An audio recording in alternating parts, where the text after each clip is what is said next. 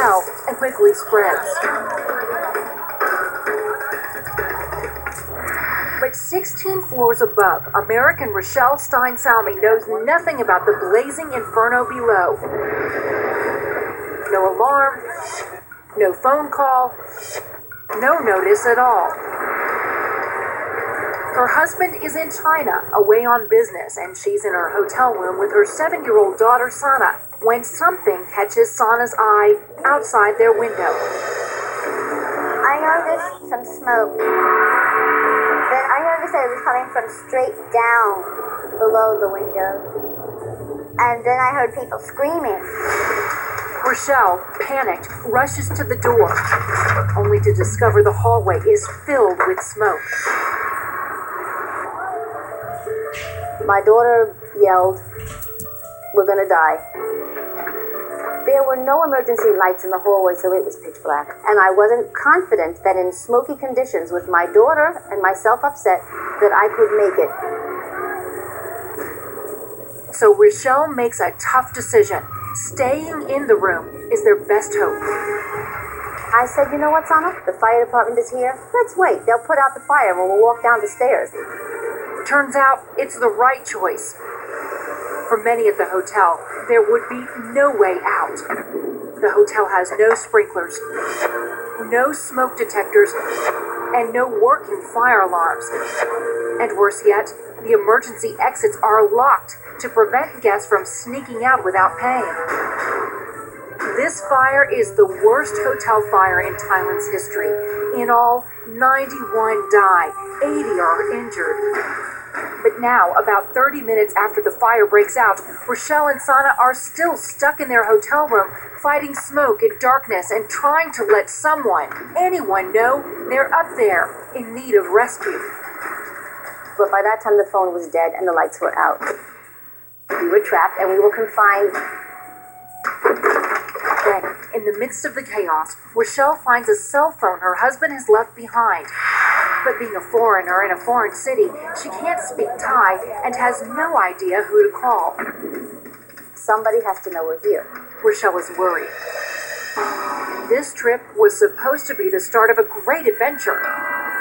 Rochelle, her husband, and daughter would live in Thailand for a year, while her husband managed a construction project, staying in a hotel temporarily. They had just been looking for homes to rent the day before.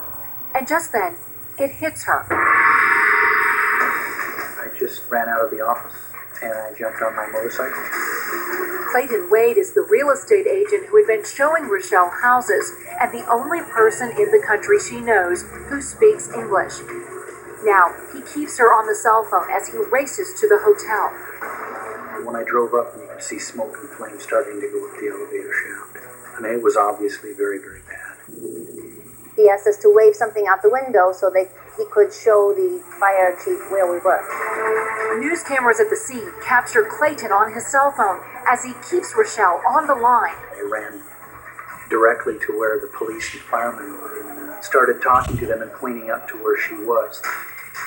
An hour passes. As they hang out the open window, Clayton is trying to keep Rochelle calm, feeding her vital rescue information.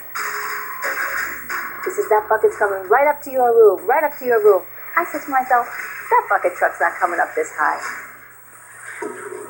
And she's right. The ladders aren't tall enough to reach the top floors. We couldn't breathe. Smoke inside, smoke outside. And I thought to myself, I know how people feel when they're drowning. You just can't get any air. Rochelle wonders out loud if she and her daughter will make it out alive. In that moment, I just knew that, oh my God, I made the wrong choice. We're going to die. Clayton tells her helicopters are on their way. Rochelle and Sana have been fighting for their lives for nearly 3 hours, and rescuers are, in fact, trying to land helicopters directly above them. But what could save them might also kill them. Chopper blades are throwing the thick black smoke right at Rochelle and Sana. I thought, damn, we might not make it. We might not make it. So close. That moment I raged and screamed with rage. Desperate to stop the smoke from choking them, she slams the window shut. At the moment that window shut, my heart sank. There was no question in my mind that that was the end. The window was not going to open again. But to Clayton's surprise and relief, moments later, Rochelle does open the window again. And through the smoke, a lifeline suddenly appears. Out of nowhere, it seemed, a rope dropped in front of our window.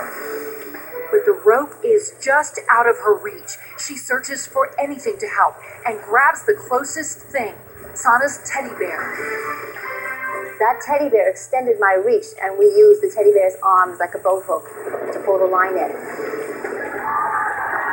The line seems anything but secure, but with no other options, Rochelle nervously slips Sana's legs into the harness, makes her daughter promise to hold on tight, and then lets go. The moment I let her go, I was scared that she would slip through the ring and I would see her go down 16 stories. But Sana keeps her promise. She holds on as tight as she can as rescuers on the roof pull on the line with everything they have. A few minutes later, the rope reappears, and now it's Rochelle's turn. By that time, everybody was really anxious because the smoke is very, very thick. There really wasn't much time left at all. Barefoot, Rochelle carefully climbs out the window. I couldn't get the loop up high enough on my leg, and I thought if I let go now, I'm going to be dangling by my ankles upside down. With the harness wrapped loosely around her legs, Rochelle takes a leap of faith. Her head bangs against the ledge on the way up, but she holds on for her life, eyes closed, never looking down. 4 hours after the fire erupted, Rochelle and Sana are finally safe. I recall a huge sense of relief. I just thought, well, I've been brave long enough, and I collapsed.